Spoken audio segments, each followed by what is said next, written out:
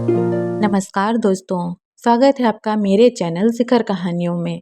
आज की कहानी है मुंशी प्रेमचंद्र के द्वारा लिखी गई तेतर।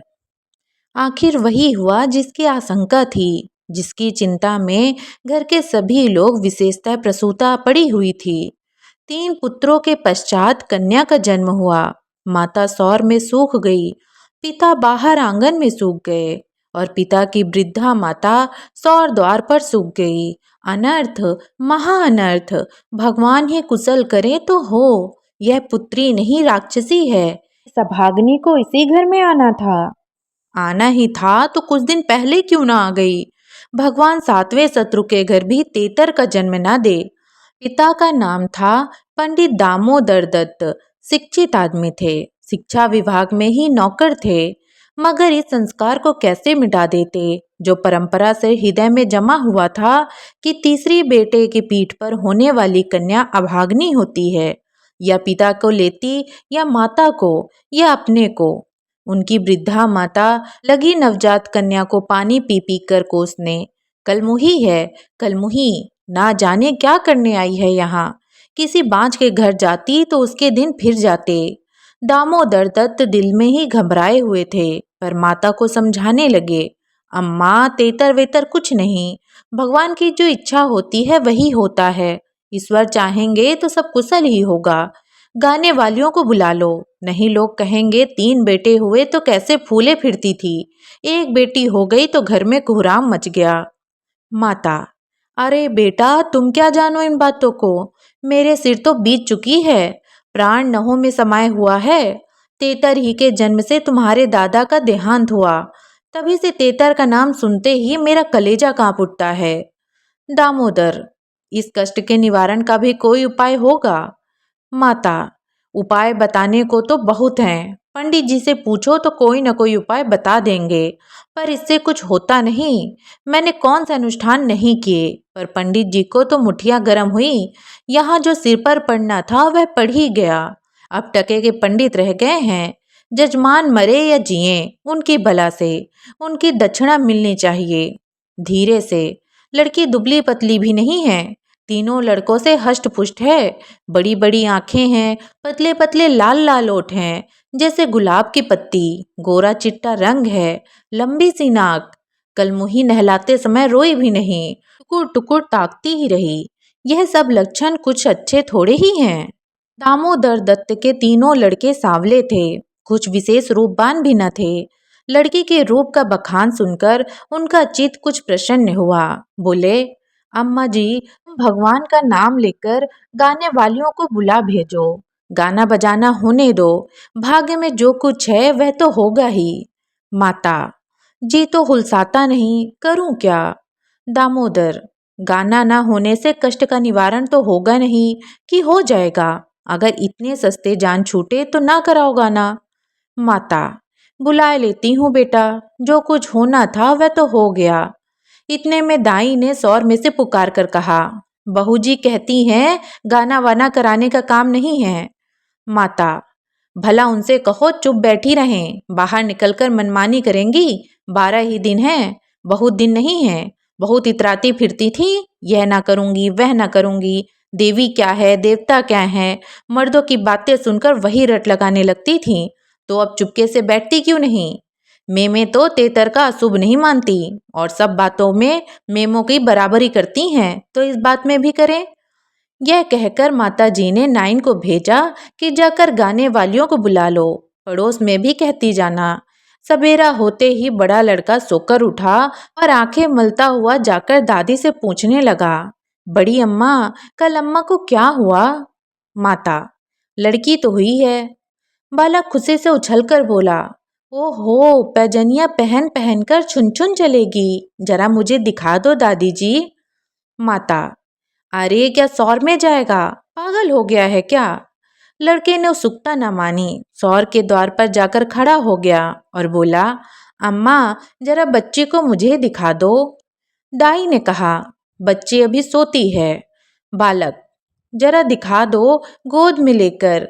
दाई ने कन्या उसे दिखा दी तो वह दौड़ता हुआ अपने छोटे भाइयों के पास पहुंचा और उन्हें जगा जगा कर खुशखबरी सुनाई। एक बोला, नन्ही सी होगी। बड़ा, बिल्कुल नन्ही सी, बस जैसे बड़ी गुड़िया। ऐसी गोरी है कि क्या किसी साहब की लड़की होगी। यह लड़की मैं लूंगा। सबसे छोटा, हमको भी दिखा दो। तीनों मिलकर लड़की को देखने आए और वहां से बगले बजाते उछलते कूदते बाहर आए। बड़ा, देखा कैसी है। मंझला, कैसे आंखें बंद किए पड़ी थी। छोटा, इसे हमें तो देना। बड़ा, खूब द्वार पर बारात आएगी, हाथी घोड़े बाजे आताशबाजी होगी।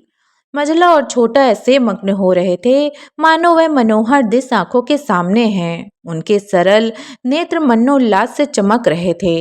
मझला बोला, फुलवारियां भी होंगी। छोटा, हम भी फूल लेंगे। छठी भी हुई, बरही भी हुई, गाना बजाना खाना खिलाना देना दिलाना सब कुछ हुआ, पर रस्म पूरी करने के लिए दिल से नहीं, खुशी से नहीं। लड़की दिन दिन दुर्बल और अस्वस्थ होती जाती थी। माँ उसे दोनों वक्त अफीम खिला देती और बालिका दिन और रात नशे में बेहोश पड़ी रहती। जरा भी नशा उतरता तो भूख से विकल होकर रोने लगती। माँ कुछ ऊपरी दूध पिलाकर अफीम खिला देती। आश्चर्य की बात तो यह थी कि अब की उसकी छाती में दूध ही नहीं उतरा। यूं भी उसे दूध देर से उतरता था, पर लड़कों की बेर उसे नाना प्रकार की दूधवर्धक औषधियां खिलाई जाती। बार बार शिशु को छाती से लगाया जाता, यहाँ तक कि दूध उतर ही आता था। पर अब की यह आयोजनाएं ना की गईं।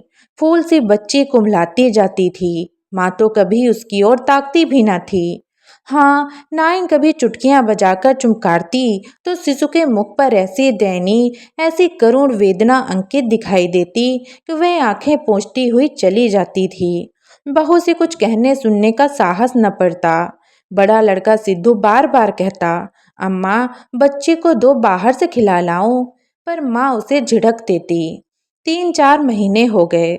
दामोदर दत्त रात को पानी पीने उठे तो देखा कि बालिका जाग रही है। सामने ताक पर मीठे तेल का दीपक जल रहा था। लड़की टकटकी बांधे उसी दीपक की ओर देखती थी और अपना अंगूठा चूसने में मग्न थी। चुभ चुभ की आवाज आ रही थी। उसका मुख मुरझाया हुआ था, पर वह न रोती थी न हाथ पैर फेंकती थी। बस अंगूठा पीने में ऐसी मग्न थी मानो उसमें सुधा रस भरा हुआ है। वह माता के स्तनों की ओर मुंह भी नहीं फेरती थी, मानो उसका उन पर कोई अधिकार नहीं, उसके लिए वहां कोई आशा नहीं। बाबू साहब को उस पर दया आई। इस बिचारी का मेरे घर में जन्म लेने का क्या दोष है।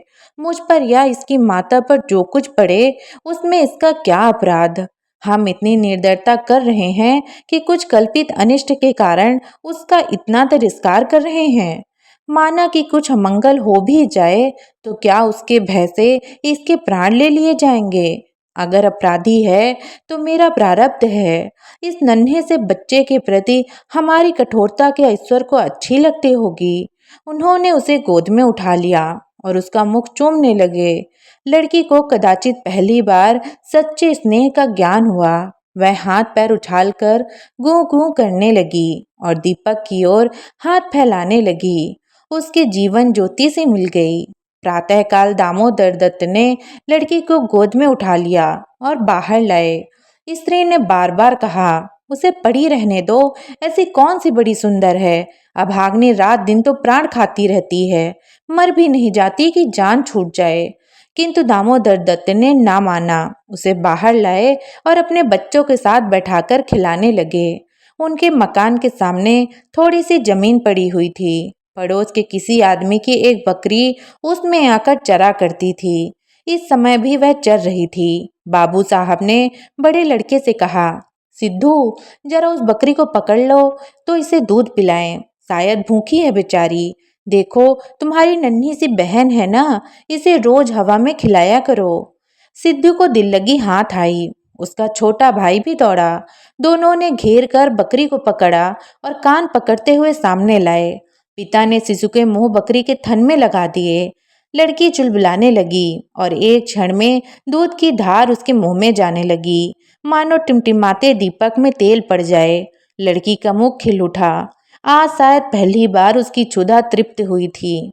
पिता की गोद में हुमा खुमक कर खेलने लगी। लड़कों ने भी उसे खूब नचाया कुदाया। उस दिन से सिद्धू को मनोरंजन का एक नया विषय मिल गया। बालकों को बच्चों से बहुत प्रेम होता है। अगर किसी घोंसले में चिड़िया का बच्चा देख पाए तो बार बार वहां जाएंगे। देखेंगे कि माता बच्चे को कैसे दाना चुगाती है, बच्चा कैसे चोंच खोलता है, कैसे दाना लेते समय परों को फड़फड़ाकर चेंचे करता है। आपस में बड़े गंभीर भाव से उसकी चर्चा करेंगे। अन्य साथियों को ले जाकर दिखाएंगे। सिद्धू ताक में लगा रहता। ज्यों ही माता भोजन बनाने या स्नान करने जाती, तुरंत बच्चे को लेकर आता और बकरी को पकड़कर उसके थन में शिशु का मुंह लगा देता। कभी दिन में दो दो तीन तीन बार पिलाता। बकरी को भूसी चोकर खिलाकर ऐसा परचा लिया कि वह स्वयं चोकर के लोग में चली आती और दूध देकर चली जाती। इस भांति कोई 1 महीना गुजर गया। लड़की हष्ट पुष्ट हो गई, मुख पुरुष के समान विकसित हो गया, आंखें जग उठी। शिशु काल की सरल आभा मन को हरने लगी। माता उसे देख देकर चकित होती थीं। किसी से कुछ कह भी तो ना सकती, पर दिल में उसे आशंका होती कि वह मरने को नहीं, हम ही लोगों के सिर जाएगी। कदाचित ईश्वर इसकी रक्षा कर रहे हैं, जभी तो दिन दिन निखरती आती है। नहीं, अब तक ईश्वर के घर पहुंच गई होती। मगर दादी माता से कहीं ज्यादा चिंतित थी। उसे भ्रम होने लगा कि वह बच्चे को खूब दूध पिला रही है, सांप को पाल रही है। शिशु की ओर आंखें उठाकर भी न देखती। यहाँ तक कि एक दिन वह कह बैठी, लड़की का बड़ा छोह करती हो। हाँ भाई, माँ हो कि नहीं, तुम ना छोह करोगी तो कौन करेगा। अम्मा जी, ईश्वर जानते हैं जो मैं इसे दूध पिलाई हूँ। अरे तो मैं मना थोड़े ही करती हूँ। मुझे क्या गरज पड़ी है कि मुफ्त में अपने ऊपर पाप लूं। मुझे मेरे सिर तो जाएगी नहीं। अब आपको विश्वास ही ना आए तो कोई क्या करे। मुझे पागल समझती हो? वह हवा पी पी कर ऐसी हो रही है। भगवान जाने अम्मा, मुझे तो आप अचरज होती है। बहू ने बहुत निर्दोषता जताई, किंतु वृद्धा सास को विश्वास न आया। उसने समझा यह मेरी शंका को निर्मूल समझती है, मानो मुझे इस बच्ची से कोई बैर है। उसके मन में यह भाव अंकुरित होने लगा कि इसे कुछ हो जाए तब यह समझे कि मैं झूठ नहीं कहती थी। वह जिन प्राणियों को अपने प्राणों से भी प्रिय समझती थी, उन्हीं लोगों की अमंगल कामना करने लगी, केवल इसलिए कि मेरी शंकाएं सत्य हो जाएं। वह यह तो नहीं चाहती थी कि कोई मर जाए, पर इतना अवश्य चाहती थी कि किसी बहाने से मैं चिता दूं कि देखा, तुमने मेरा कहा न माना, यह उसी का फल है। उधर सास की ओर से ज्यों ज्यों यह द्वेष भाव प्रकट होता था, बहू का कन्या के प्रति स्नेह बढ़ता था। ईश्वर से मनाती रहती कि किसी भांति 1 साल कुशल से कट जाता तो इनसे पूछती। कुछ लड़की का भोला भाला चेहरा, कुछ अपने पति का प्रेम वात्सल्य देखकर भी उसे प्रोत्साहन मिलता था। विचित्र दशा हो रही थी, न दिल खोलकर प्यार ही कर सकती थी, न संपूर्ण रीति से निर्दय हुई होते बनता था, न हंसते बनता था, न रोते। इस भांति 2 महीने गुजर गए और कोई अनिष्ट न हुआ। तब तो वृद्धा सास के पेट में चूहे दौड़ने लगे। बहू को 2-4 दिन ज्वर भी नहीं आ जाता कि मेरी शंका की मर्यादा रह जाए। पुत्र भी किसी दिन पैर गाड़ी पर से नहीं गिर पड़ता। न बहू के मैके से ही किसी का स्वर्गवास की सुनवानी आती है। एक दिन दामोदर दत्त ने खुले तौर पर कह दिया कि अम्मा, यह सब ढकोसला है। तेतल लड़कियां क्या दुनिया में होती नहीं, तो सबके सब माँ बाप मर ही जाते। अंत में उसने अपने शंकाओं को यथार्थ सिद्ध करने की एक तरकीब सोच निकाली। एक दिन दामोदर दत्त स्कूल से आए तो देखा कि अम्मा जी खाट पर अचेत पड़ी हुई हैं। स्त्री अंगीठी में आग रखे उनकी छाती सेक रही है और कोठरी के द्वार पर खिड़कियां बंद हैं। घबरा कर कहा, अम्मा जी क्या दशा है? स्त्री, दोपहर से कलेजे में एक सूल उठ रहा है, बेचारी बहुत तड़प रही हैं। दामोदर, मैं डॉक्टर साहब को जाकर बुला लाता हूँ, देर करने से शायद रोग बढ़ जाए। अम्मा जी, अम्मा जी, कैसी तबीयत है? माता ने आंखें खोली और कराहते हुए बोली, बेटा तुम आ गए, अब ना बचूंगी। हाय भगवान, अब ना बचूंगी। जैसे कोई कलेजे में बर्छी छुपा रहा हो। ऐसी पीड़ा कभी न हुई थी। इतनी उम्र बीत गई, ऐसी पीड़ा न हुई। स्त्री, यह कलमुही छोकरी न जाने किस मनहूस घड़ी में पैदा हुई। सास, बेटा सब भगवान करते हैं, यह बेचारी क्या जाने। देखो मैं मर जाऊं तो उसे कष्ट मत देना। अच्छा हुआ मेरे सिर आई, किसी के सिर तो जाती ही, मेरे ही सिर सही। हाय भगवान, अब ना बचूंगी। दामोदर, जाकर डॉक्टर बुला लाऊं, अभी लौटा आता हूँ। माता जी को केवल अपनी बात की मर्यादा निभानी थी, रुपए ना खर्च कराने थे। बोली, नहीं बेटा, डॉक्टर के पास जाकर क्या करोगे?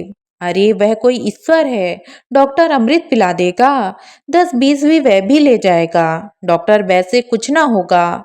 बेटा तुम कपड़े उतारो और मेरे पास बैठकर भागवत पढ़ो, अब ना बचूंगी। हाय राम। दामोदर, तेतर बुरी चीज है, मैं समझता था कि ढकोसला ही ढकोसला है। स्त्री, इसी से मैं उसे कभी मुंह नहीं लगाती थी। माता, बेटा बच्चों को आराम से रखना, भगवान तुम लोग को सुखी रखे। अच्छा हुआ मेरे ही सिर गई, तुम लोगों के सामने मेरा परलोक हो जाएगा, कहीं किसी दूसरे के सिर जाती तो क्या होता। राम, भगवान ने मेरी विनती सुन ली। हाय हाय। दामोदर को निश्चय हो गया कि अब अम्मा ना बचेंगी। बड़ा दुख हुआ। उनके मन की बात होती तो वह अम्मा को बदले तीतर को ना स्वीकार करते, जिस जननी ने जन्म दिया, नाना प्रकार के कष्ट झेलकर उनका पालन पोषण किया, अकाल वैद्य को प्राप्त होकर भी उनकी शिक्षा का प्रबंध किया, उसके सामने एक दुधमुई बच्ची का क्या मूल था, जिसके हाथ का एक गिलास पानी भी वह ना जानते थे। शोकातुर हो कपड़े उतारे और माँ के सिरहाने बैठकर भागवत की कथा सुनाने लगे। रात को बहू भोजन बनाने चली तो सास से बोली, अम्मा जी तुम्हारे लिए थोड़ा सा साबूदाना छोड़ दूं? माता ने व्यंग करके कहा, बेटी अन्न बिना ना मारो, भला साबूदाना मुझसे खाया जाएगा? जाओ थोड़ी पूरियां छान लो, पड़े पड़े जो कुछ इच्छा होगी खा लूंगी, कचौड़ियाँ भी बना लेना। मरती हूँ तो क्या भोजन को तरस तरस मरूं? थोड़ी मलाई भी मंगवा लेना, चौक की हो। फिर थोड़े खाने आऊंगी बेटी, थोड़े से केले मंगवा लेना, कलेजे के दर्द में केले खाने से आराम होता है। भोजन के समय पीड़ा शांत हो गई, लेकिन आधा घंटा बाद फिर जोर से होने लगी। आधी रात के समय कहीं जाकर उनकी आंखें लगी। 1 सप्ताह तक उनकी यही दशा रही। दिन भर पड़ी कराहा करती, बस भोजन के समय जरा वेदना कम हो जाती। दामोदर दस सिरहाने बैठे पंखा झलते और मार्त वियोग में आगस शोक से रोते। घर की महरी ने मोहल्ले भर में यह खबर फैला दी। पड़ोसने देखने आई तो सारा इल्जाम बालिका के सिर गया। एक ने कहा, यह तो कहो बड़ी कुशल हुई कि बुढ़िया के सिर गई, नहीं तो तेतर माँ बाप को दो में से एक को लेकर तभी शांत होती है। तैब ना करे किसी के घर तेतर का जन्म हो। दूसरी बोली, मेरी तो तेतर का नाम सुनते ही रोए खड़े हो जाते हैं, भगवान पांच रखे पर तेतर न दे। 1 सप्ताह बाद वृद्धा का कष्ट निवारण हुआ, मरने में कोई कसर न थी। वह तो कहो पुरखों का पुण्य प्रताप था। ब्राह्मणों को गोदान दिया गया, दुर्गा पाठ हुआ, तब कहीं जाकर संकट कटा। तो दोस्तों, कैसी लगी आपको ये कहानी? इस कहानी के बारे में आप अपनी राय जरूर दीजिएगा और मेरे साथ जुड़े रहने के लिए सब्सक्राइब करिएगा मेरे YouTube चैनल को। धन्यवाद।